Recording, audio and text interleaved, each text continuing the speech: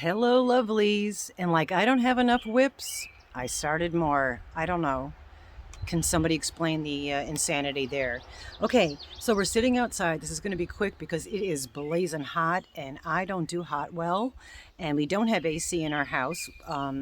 We don't really need it because the downstairs stays fairly cool. Like you guys care. I tell you such silly information. What I wanted to show you today, briefly, was some of the stupid whips that I started. Okay. One, none of these are done, obviously, hence the word whip. I'm dropping stuff.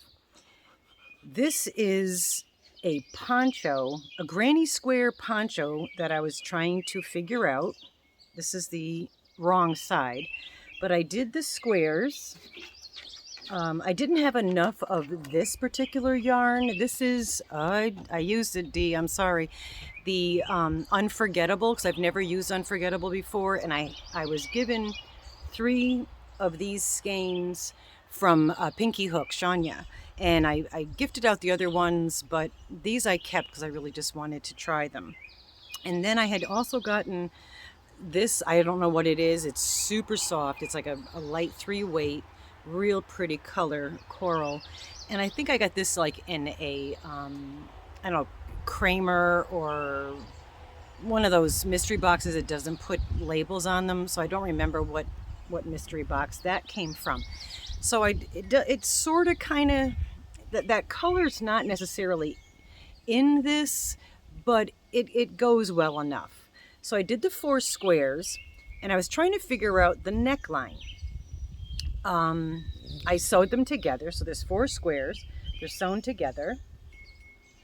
And I try to figure out a different neckline. And this is kind of what I came up with, where when I was doing the granny squares, I got to a certain point, and instead of continuing the square around, I started cutting them off and going straight across. I don't know if that makes any sense to you, but at the time it made sense to me. Now, does it make sense to me? I don't really know.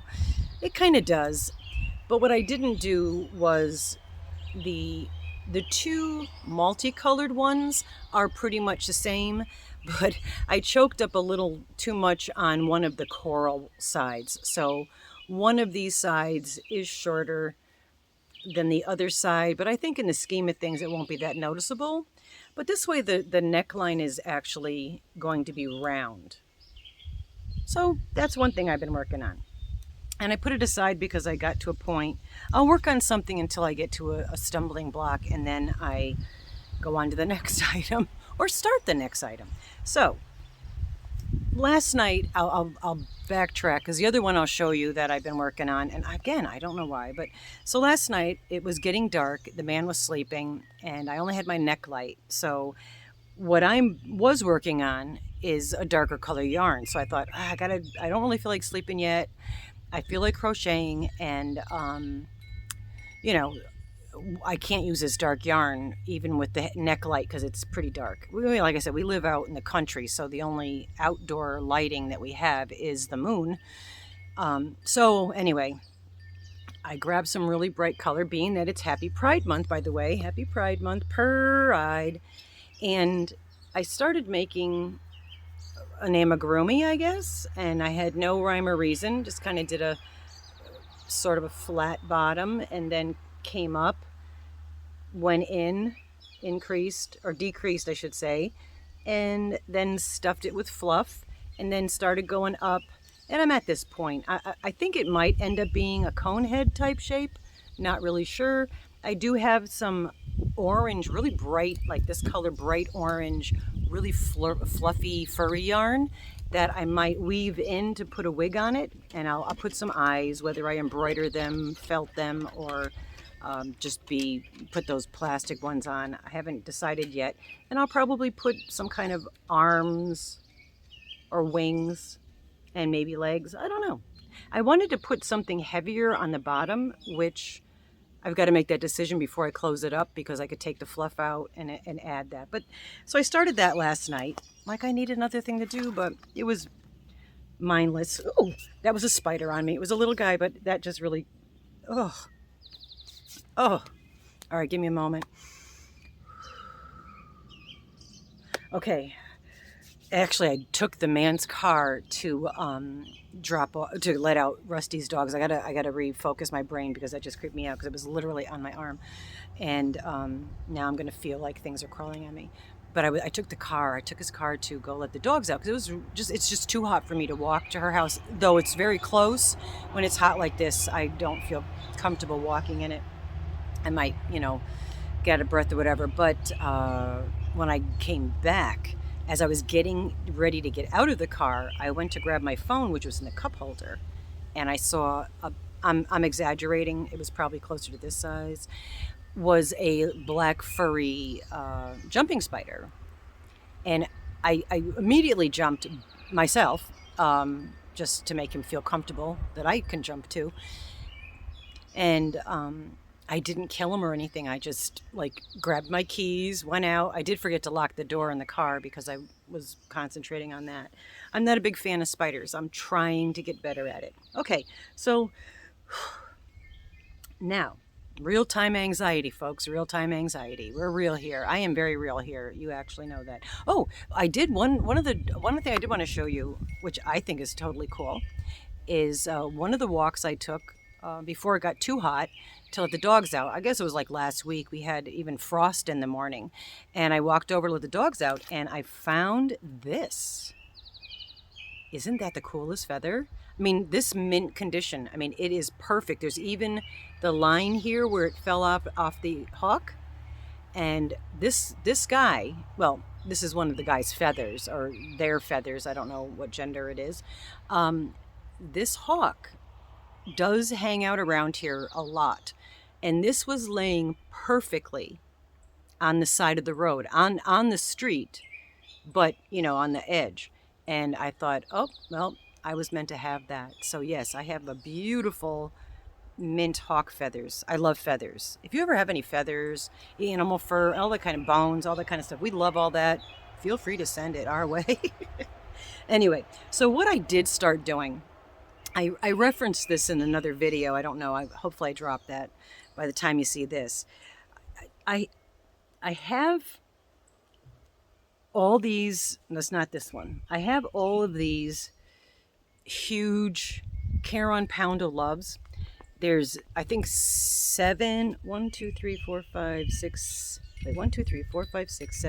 8 different colors that I bought, and I bought 2 of each. They were on super sale a long time ago when I purchased them, with the intention of doing a huge blanket. And if I were to use all of this yarn in a huge blanket, that blanket would be able to cover my carpet. It could be a carpet from wall to wall in my house. Way more yarn than I would ever need. It's going to be several blankets. Oh, excuse me, that was nasty, but I'm drinking my coffee. I'm still wide awake today. I did the video earlier, and I'm having a very good day, which is nice.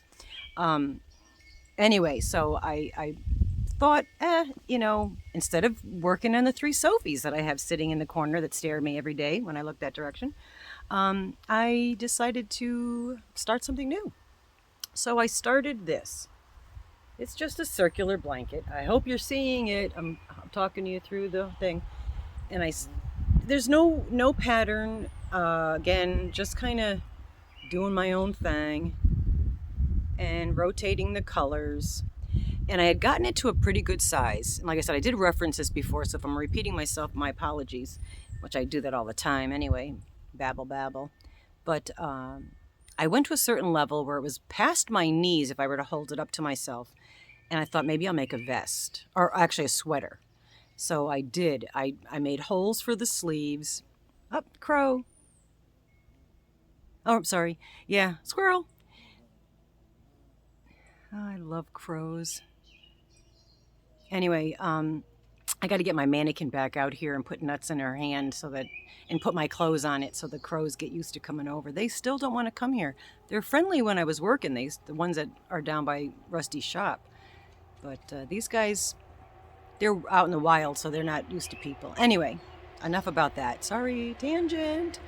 So I did cut the hole. I made the holes for the sleeves. And then I started, as I was coming up to the top, which would be the part that would go around the neck, I would go across with like a single crochet. and then add the whatever stitch I was doing in the next round. So that in my head, I was figuring, oh, that'll fit. And then I was going up a little bit so that it would go around the neck. And then I was going to put a pointy hood on it and then put sleeves and have it be like a sweater. Yeah, it sounded good in my head, as a lot of things do. And then in reality, not so much. So I did do, and I got the sleeves down to about here, thereabouts. And I said, oh, I didn't want to make the same mistake I did with the other campfire cardigan that was way too big. I tried it on. I'm so glad I did, because it was being it be a 4-weight and I was doing heavy stitches. It was way too heavy, and the whole back was pulling down really hard. And even if I were to have put the hood or made a collar of some sort, it still would have been very heavy in the back. And for me to have filled into the front of the sweater, the addition that I would have made on the length of the sweater would have been way too long. So I ripped out the sleeves, ripped out the circle all the way to where I decided to do that, and just continued. I'm just going to make a huge circular blanket and throw it somewhere, probably downstairs on the couch, because these blues and greens are kind of the colors that my living room is. So not that I nothing in my house ever matches. But I did also mention about the yarn barf. And Christy, I thought of you the entire time I was trying to do this. I had to do a cesarean section. This would not give birth naturally. And as you can see there, this is after I already, took out it from the side. It would not come out of either end. I was pulling and tugging and sticking my fingers and all this, so I had to do a C-section and pull it out of the center part. And there's more barf in there, but this whole, it started barfing almost immediately when I was using it. So this skein of yarn is on my Shite Creek list. And it's one of my, I like the green, but yeah. So I'm going to have to, as I change colors on that rug, or whenever I use this on anything, if I don't finish using it on the rug or blanket, I will have to deal with the barf as I go, because I'm not going to take the time to unbarf it more than I've already done. All right, so I guess that's all that I'm doing. I got a couple other things. I didn't quite finish that little cute velvet poncho. I didn't put the hood on it for my little Mara, and I'll get to that. That's like a brainless thing to do, so it's just sitting there underneath my nightstand. I have my stuff there. I guess that's about it. I just wanted to pop on and show you what I've been doing, because I forget to do that. I crochet things and then put them aside and forget. I'll sometimes show you what I've started on, but not showing you the finished items. But if I do finish these, I will show you those, I hope. And anyway, love you guys. Have a great day. Happy June. Autism was last month. It is Alzheimer's Awareness Month also, besides Pride Month, and brain injury, brain functioning awareness, which we should be aware of all these things all year round, but it is nice to designate months for specific things, just to kind of throw our priorities back into perspective. And don't forget, please, if I could just babble for a hot second off the cuff like I always do, is I have actually had several people throughout the months that have emailed me with the facts that they have started doing like a Mental Health and Meow type program, or implementing those charitable acts in their own lives. And one beautiful viewer, I love the fact that her and her husband not only watch us, but they both, this just endeared my heart when I read these kinds of things, that they both now go to their local animal shelter and walk the dogs. And it they were like thanking me for that, because it's a nice thing to do. It's almost like a little date, that they say, okay, it's time to go and we're going to go walk the dogs, and they're engaging and socializing the animals and letting them go out for a walk, and they're able to enjoy that time together. I think that they were unable to actually have a dog at where they are, but they get the joys of it, of being able to play with them and walk with them and do something nice. So again, oh, sorry, it was a crow again.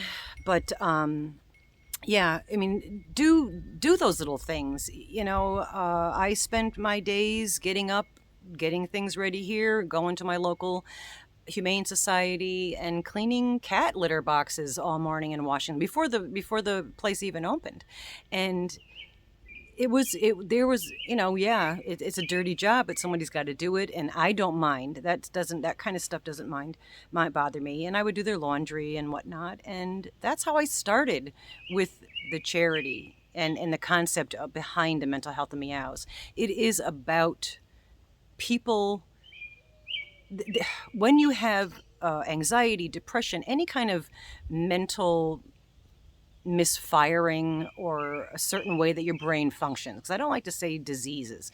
If your brain fires specific ways that it makes it a little more difficult maybe for you to make a phone call or to go somewhere or whatever it might be, having a fur baby or a lizard baby or a snake baby or whatever, goldfish, whatever it might be in your life, that relationship, that connection, I can't state enough. And if you guys stop and think about it for a second, because there's somebody really, one of my amazing friends on here on YouTube and I were talking about it, and she brought it to my attention,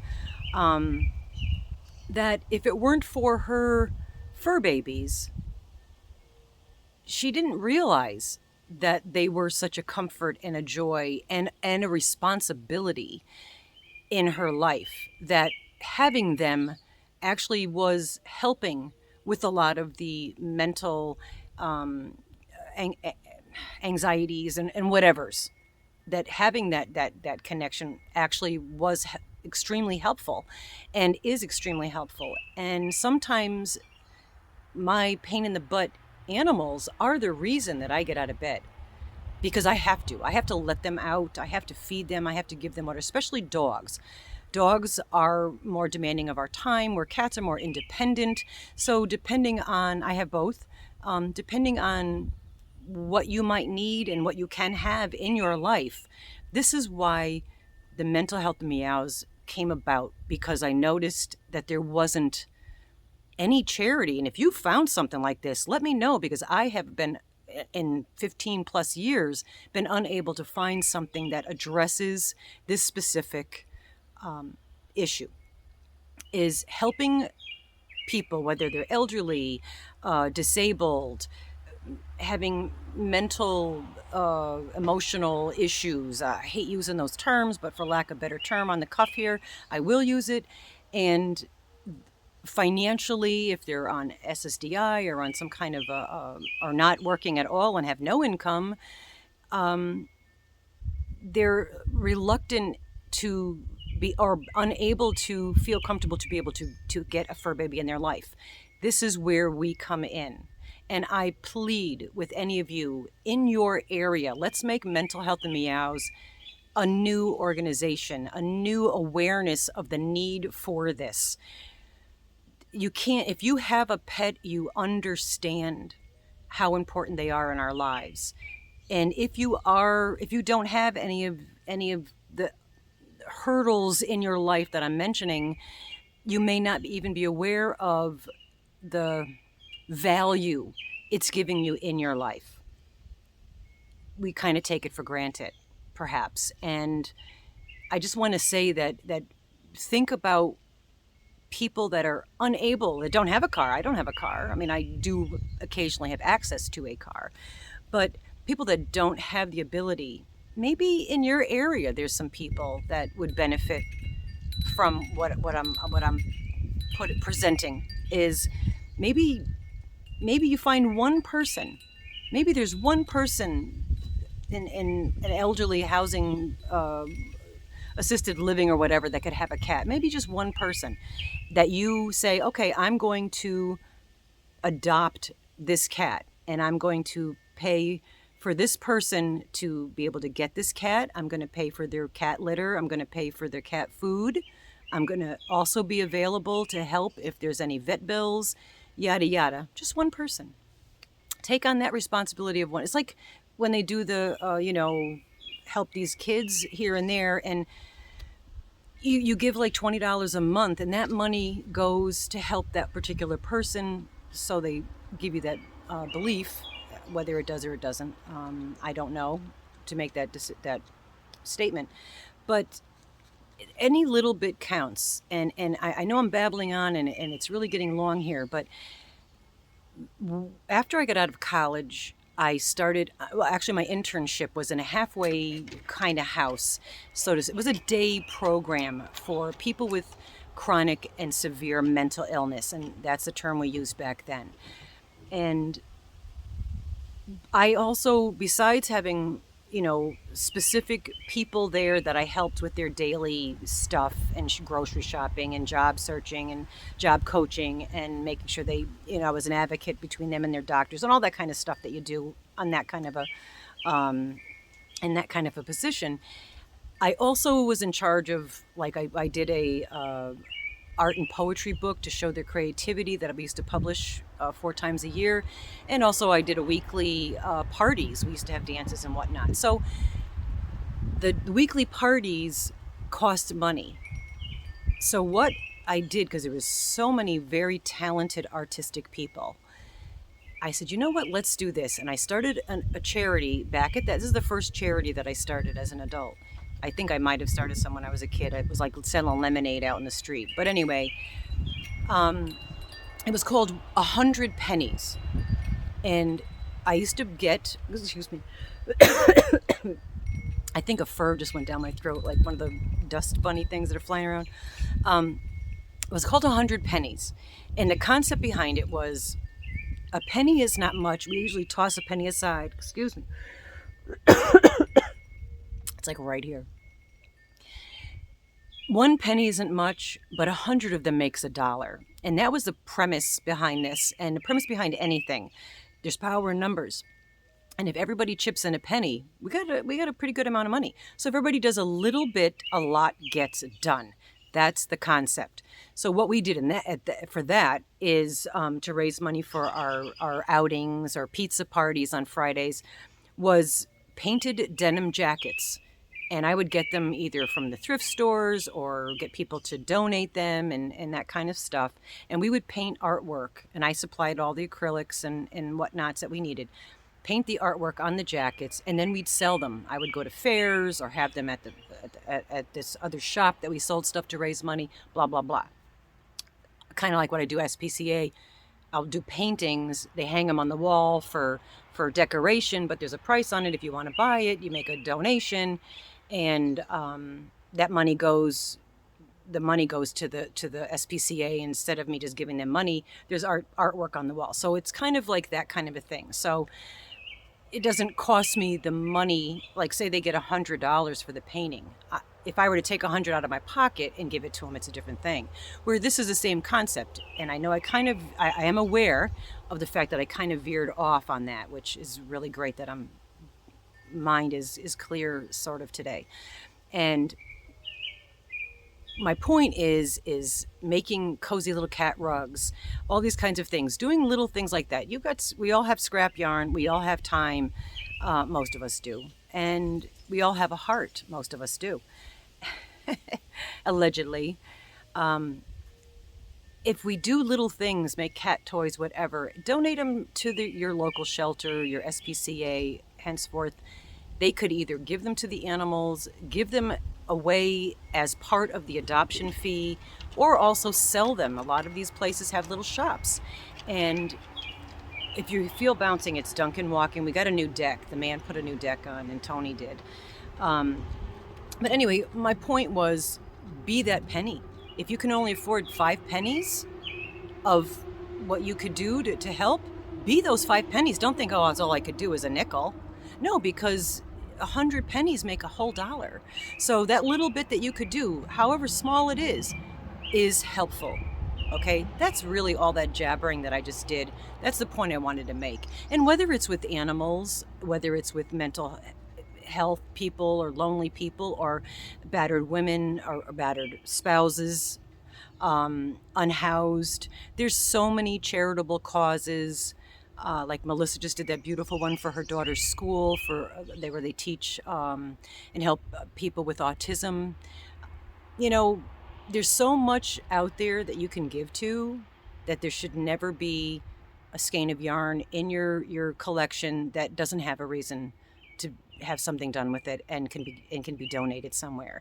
And that's basically all that it is that I wanted to say. I just don't have enough time to use all my skeins of yarn to do all this because, life does have an end. Anyway, I love you guys. Thank you. If you're still here, write type, I'm trying to think, type poncho in there, and that lets me know that you reference my ridiculous poncho, and you'll be in a drawing for a ticket for the June monthly giveaway, which I started putting some stuff in there. And I am writing down everybody's name on a piece of paper, also in addition to putting their ticket into the bucket, so there's no question, because I think I did delete, maybe possibly deleted one of the videos of me putting like 4 or 5 people's names in there. So there was an accident on my part. If it did happen, I haven't checked to see if it did, but I will prevent that from happening by writing everybody's name down as I put them in. Okay, love you guys. Have a yarnalicious day. Have a fabulous day. Be fabulous, and don't forget your local charities. To be that penny. Give them a penny. You could find a penny, probably hiding in your couch or alongside your chair in your car. Okay. Anyway, love you guys, and see you next time. Bye bye for now.